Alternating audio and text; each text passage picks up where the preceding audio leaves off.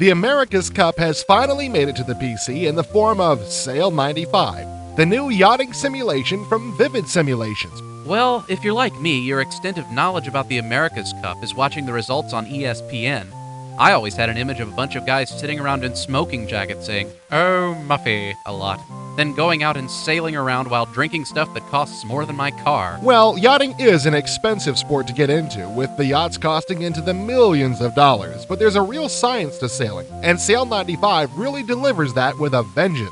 Not being an aficionado of yachting, Oh, Buffy. I needed to know a little about the basics before trying my hand at Sail 95. Fortunately for you, that stuff is covered in the Sail 95 manual. And how? Maybe too much. I never realized that sailing was as scientific a sport as it is, but the manual reads like a physics textbook in parts. By normalizing the values for lift and drag to the magnitude of the total force acting on a standardized cylindrical foil, we obtain two coefficients, CL and CD, for lift and drag that we can directly compare with other values for different airfoils and or different alphas. That's from the manual? Straight from it. But don't worry, most of the manual is easier to read than this. But then again, what wouldn't be? After our lessons in basic sailing, we finally get to the game itself. Sail 95 runs under Windows in 1024 by 768 mode. If your system doesn't support that resolution, forget it. But if it does support it, the game is very pretty. The ships are nicely done, as are the water effects. The playing screen is divided into three smaller viewing screens: the overhead view, the remote camera view, and the cockpit view, which puts you right behind the wheel. One problem is that every time you start up the game, Sail 95 takes a minute or so to load in graphic images.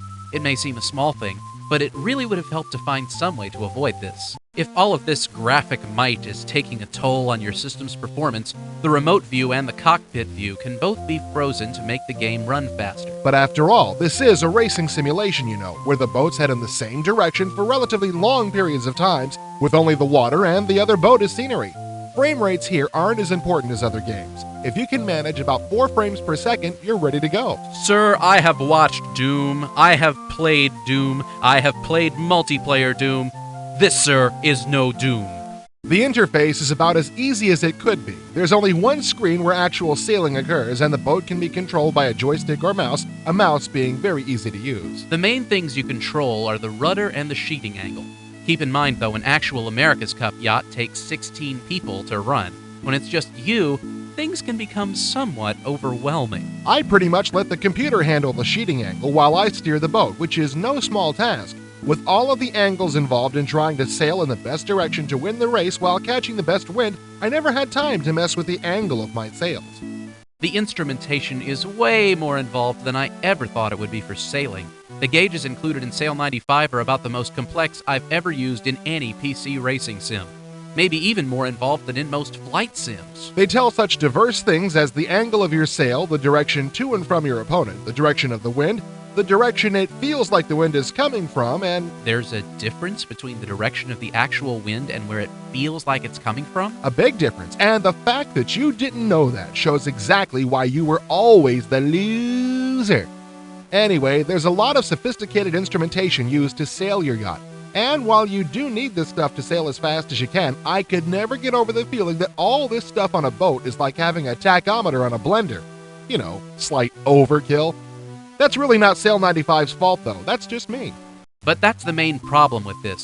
While the program itself is basically fine, there just isn't enough involvement for one person sailing a boat to make it a successful PC sim. I know that there's a lot of stuff to do on the yacht, but it's like the sheeting angles. It's there to control, but with trying to just steer the boat in the correct direction at the correct angle, you don't really have time to get into the more involved stuff like that. But when you're limited to just driving your boat, that's basically what this sim boils down to: driving a boat. And I think it's about time that we all ask ourselves, how exciting can driving a boat be? So we came up with a few suggestions to make Sail 95, and the America's Cup for that matter, more exciting. First of all, cannons!